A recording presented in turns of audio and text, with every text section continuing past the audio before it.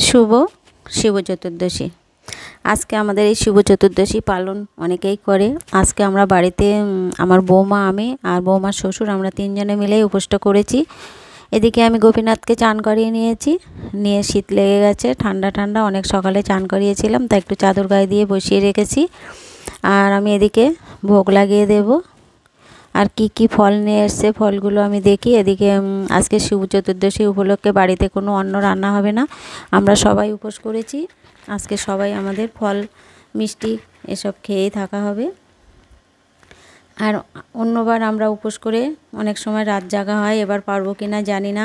আশা আছে রাত্রিবেলা জেগে থাকবো, কিন্তু মন্দিরে যাব না, বাড়িতে কতটা পারবো দেখব। আর এদিকে কিছু ফল নিয়ে এসছে, মন্দিরে যাব, এবার গুছিয়ে নিয়েছি। বাড়িতে আমার বাবা ভোলানাথকে চান করানো হয়ে গেছে, গোপীনাথের চান করিয়ে ভোগ লাগিয়ে নিয়েছি। আর এবার কিছু ফল নিয়ে এসছে, সেগুলো দেখি। 5 রকম ফল নিয়ে যেতে হবে, মন্দিরে যাব একটু পুজো দিতে, তা ফলগুলো সব গুছিয়ে নেব। আর কিছু কিছু ফল ওদিকে আছে, এখনও নিয়ে আসা হয়নি। ওদিকে কিছু কলা নিয়ে এসছে, শসা, লেবু, আঙুর, ওগুলো ওদিকে আছে, সেগুলো আমার তুলে নেওয়া হয়নি। আমি ওর থেকে কিছু ফল, এর থেকে সব 5টা ফল সব রকম হবে না, কিছু ফল ওই দিক দিয়ে নিয়ে নেব। আর বেল নিয়ে এসছে, এই পুজোতে তো বেল দিতেই হয়, বেলটা এখানে নিয়ে আসা হয়নি। যাই হোক, আমি যে কটা এখানে ছিল সে কটা ধরে নিয়েছিলাম, সবগুলো গুছিয়ে নেব। আর মেন পুজো এই ফলটা, এই পুজোতে বেশি মেন ফল হলো বেল, বেলটা দিতেই হয়। এদিকে কিছু কালো আঙুর এনেছিল। আর এদিকে আমি আমার গোপালের ভোগ লাগিয়ে নিয়েছি। এবার গুছিয়ে মন্দিরে যাব।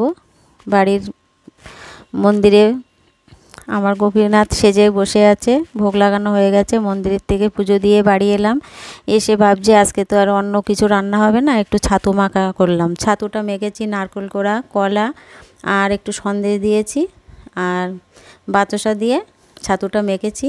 এইভাবে ছাতু মাখা কে কে করে খেতে ভালোবাসো, আমি সবটা দেখানো হয়নি। ছাতুটা মাখা রেডি হয়ে গেছে, এবার সবাইকে দিয়ে আমি একটু দেখি মিষ্টি হয়েছে কি, খেয়ে দেখি। হ্যাঁ, খুব সুন্দর হয়েছে খেতে, সব কিছু ঠিকঠাক হয়ে গেছে। এবার আমি সবাইকে দিয়ে দেব। আর কিছু আমি ফল কেটে নিয়েছি, মানে আমার গোপালের ভোগ লাগিয়েছিলাম, সেগুলো এবার সবাইকে দিয়ে আমি একটু খেয়ে নেব। শিবরাত্রির উপোস করলাম। কে কে শিবরাত্রির উপোস করো কমেন্টে জানিও, ভালো লাগলে লাইক কমেন্ট শেয়ার করে দেবে।